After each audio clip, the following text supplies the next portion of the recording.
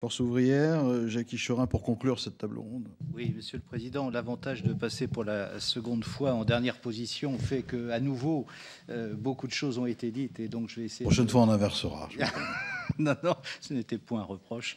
Donc je vais essayer de me situer sur 3 ou 4 points, mais très rapidement. Le premier point, nous avons, nous, relancé cette idée de renationalisation. Nous pensons que la concurrence n'interdit pas la renationalisation et que précisément l'existence du nucléaire le justifie. J'ajoute que la notion de pôle public portée par nos camarades de la CGT nous semble parfois aussi difficile. Si on met 51% dans le pôle public, la proposition sur l'hydraulique actuellement y répond. Donc, c'est pas aussi évident qu'il n'y paraît. Ça dépend ce qu'on met dans le pôle public. Nous, on pense que c'est plus clair de parler de renationalisation parce que nous pensons qu'EDF n'est pas une entreprise comme les autres et que cela justifie une propriété publique à 100%. Sur les questions de mix et qui ont été évoquées à travers Fessenheim ou à travers ce qu'on voit dans la presse de fermeture de centrales anticipées et voire de création d'EPR en même temps. Nous le redisons, nous sommes pragmatiques à Force ouvrière. Nous considérons que des centrales nucléaires ne peuvent être fermées que pour des raisons de sûreté, et l'autorité de sûreté nucléaire joue un rôle que personne ne conteste, ou pour des raisons économiques, parce qu'à un moment donné, les travaux seront tels que ça ne justifie plus le maintien de la centrale, et ça, c'est à la diligence de l'exploitant.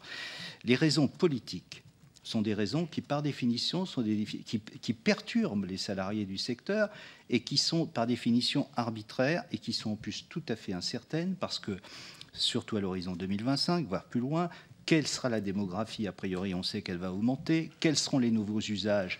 Et de ce point de vue-là, on raisonne comme si l'évolution de l'électricité est la même chose que l'évolution de l'énergie en général, ce qui n'est pas vrai. Il y a des substitutions d'usage en faveur de l'électricité. Donc tout ça nous apparaît arbitraire. J'ajoute que si on dit, comme on le voit dans la presse, je ne sais pas si c'est vrai, on fermerait un certain nombre de centrales et on créerait un certain nombre de PR. Bon, moi je trouve qu'on le fermerait pourquoi? Quelles seront les raisons fondamentales? Puis on va tout de même pas créer un EPR à Fessenheim, ou alors, enfin, c'est pour la boutade, Monsieur le Président. Donc, alors que la centrale a été jugée par la SN comme étant sûre et pouvant fonctionner un certain nombre d'années. Donc on voit bien la limite de l'exercice et je vous avoue une incompréhension de plus en plus grande par rapport à tous ces débats qui se passent d'ailleurs en dehors de nous. C'est tellement vrai d'ailleurs que la loi sur la transition énergétique et le groupe de travail qui devait travailler sur le projet de loi a été annulé encore la semaine dernière, signe d'une certaine difficulté avancée. Et puis, juste une question sur l'arbitraire. Bon, après, chacun pense qu'il veut du suffrage universel, mais est-ce que vous pensez que cet arbitraire, il s'exerce plus aujourd'hui avec une société anonyme dans laquelle l'État est largement majoritaire, ou il s'exercerait encore plus si on était dans une société effectivement renationalisée? En l'espèce, Monsieur le Président, beaucoup ont dit dans l'entreprise que le fait que nous soyons une société anonyme garantirait, c'était ce qui a été vendu par beaucoup, garantirait que l'État ne s'immiscerait pas tous les jours dans la vie de l'entreprise. Je constate qu'il n'en est rien et que nous avons le plus mauvais des deux mondes. Nous avons le monde financier avec sa logique. Et nous avons le monde politique qui continue à considérer qu'EDF n'est en réalité pas une entreprise, parfois un appendice d'un ministère. Et voilà. Et donc, en fait, nous avons les plus mauvais des deux mondes, et c'est une des difficultés majeures que nous avons à gérer.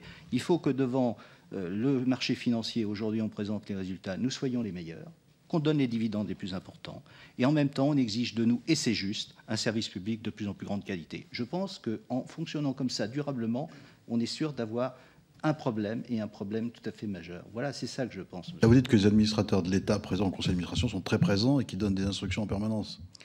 Monsieur le Président, je ne suis pas au conseil d'administration d'EDF. Ce que je ne sais, pour y avoir été une certaine période, que je ne suis pas sûr que les fonctionnaires de l'État qui représentent les différentes administrations portent exactement toujours la même parole. Voilà, et qu'en définitive, le jour où il y aura un arbitrage clair sur ce qu'on veut exactement d'EDF, ce qu'on attend d'EDF, je pense qu'on aura beaucoup progressé. Aujourd'hui, on attend tout et son contraire. Voilà.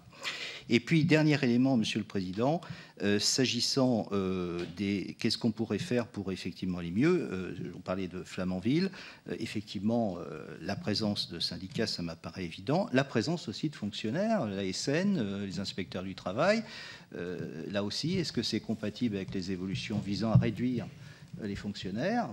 On voit bien, je ne sais pas si c'est le cas. Et puis par ailleurs, dernier élément que je voudrais souligner, nous croyons à l'existence possible d'un accord collectif dont j'évoquais tout à l'heure un cadre qui pourrait être celui permettant d'avoir un socle pour l'ensemble des travailleurs prestataires. Nous croyons aussi que l'État détient un pouvoir. L'État détient le pouvoir en particulier de réglementer plus précisément par un décret, ou le cas échéant par la loi en fonction de la nature de l'imposition, pour dire eh bien, tel poste doit être réservé aux des personnels avec telle formation, ainsi de suite. Et voilà. Donc on pense que l'État a sa responsabilité. Ils ont exercé un peu une part de cette responsabilité, mais je pense que là encore, il y a des marges. Donc en fait, il y a des marges, pour autant qu'on veut bien s'en donner, des marges réglementaires, des marges conventionnelles, et puis aussi des autorités, le rôle des partenaires sociaux, bien entendu, et des autorités qui doivent être là pour faire respecter le droit, en particulier sur des chantiers tels que celui de Flamanville, qui sont des chantiers très importants. Écoutez,